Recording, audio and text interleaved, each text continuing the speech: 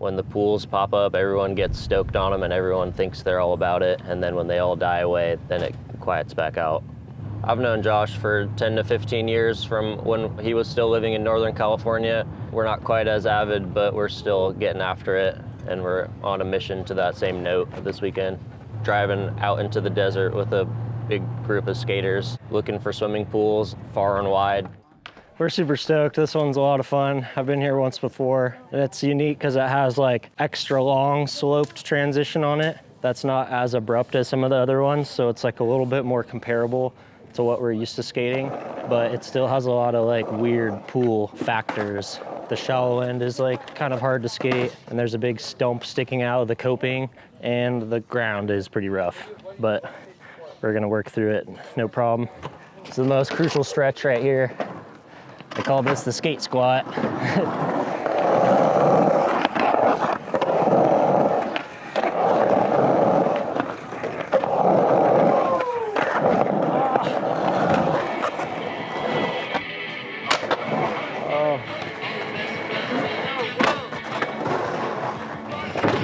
This shit's gonna get crazy today. This is Pedro's first backyard pool ever. He's already grinding the entire deep end.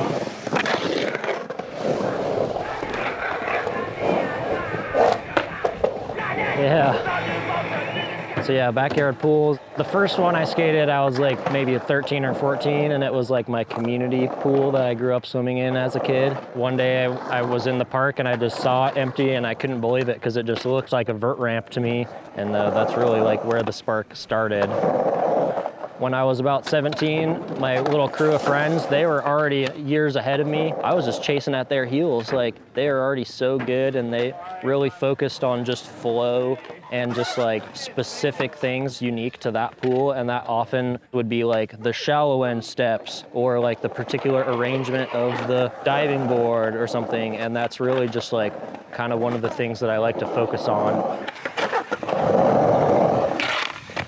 I got a couple of the harder tricks I was working on, so now I'm gonna just try to play around and like wiggle around and explore the pool a little bit more and do some more of the stuff that I like to do.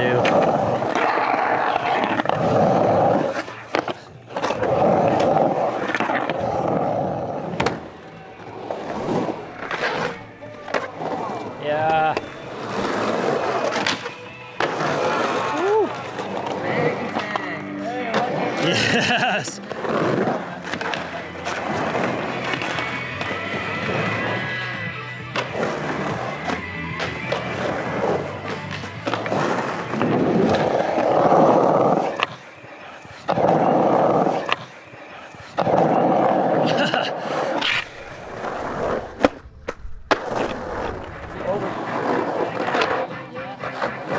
Yeah.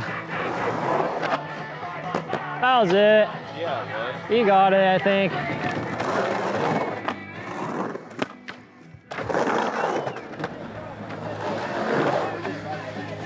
Oh. Every now and again, there's some girls that can put their skills, to the test at a pool, and Lilly just put down her kickflip indie, which I've never personally done in a pool, and I've only done it like on a tiny quarter pipe, so she's killing it.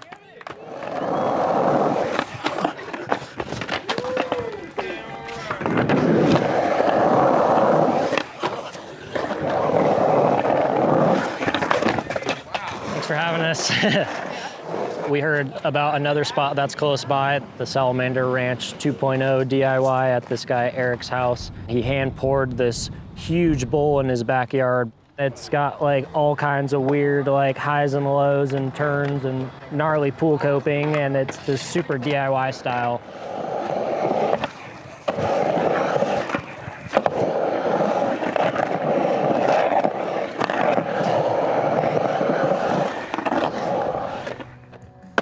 First time I remember meeting Jworth was probably about 7 years ago. I was just blown away by his lines, like his approach, and then how he mixes tricks in with that. People typically will fall into like either the line camp or the trick camp, and yeah, it's super unique. John's like right in the middle, like doing both.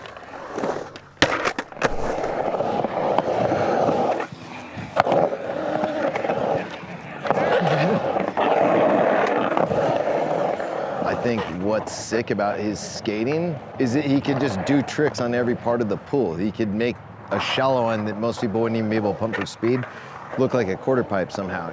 Backsmith in the most fucked spots on the sidewalls. He could ride the shittiest pools and make them look good. Other people hit me up like, oh, I want to go to that pool I saw you and John at. And I'm like, I promise you, it sucks. He just makes it look good. The sun's setting, and so we're starting to wrap it up here at the DIY.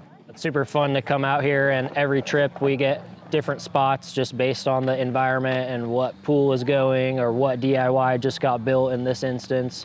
We're always working on filming. I like to just not put too much pressure on it. I'm stoked to have a week to soak up as many spots and make this trail of videos that kind of just shows this world of like pool skating and transition skating and just the passion that goes into it.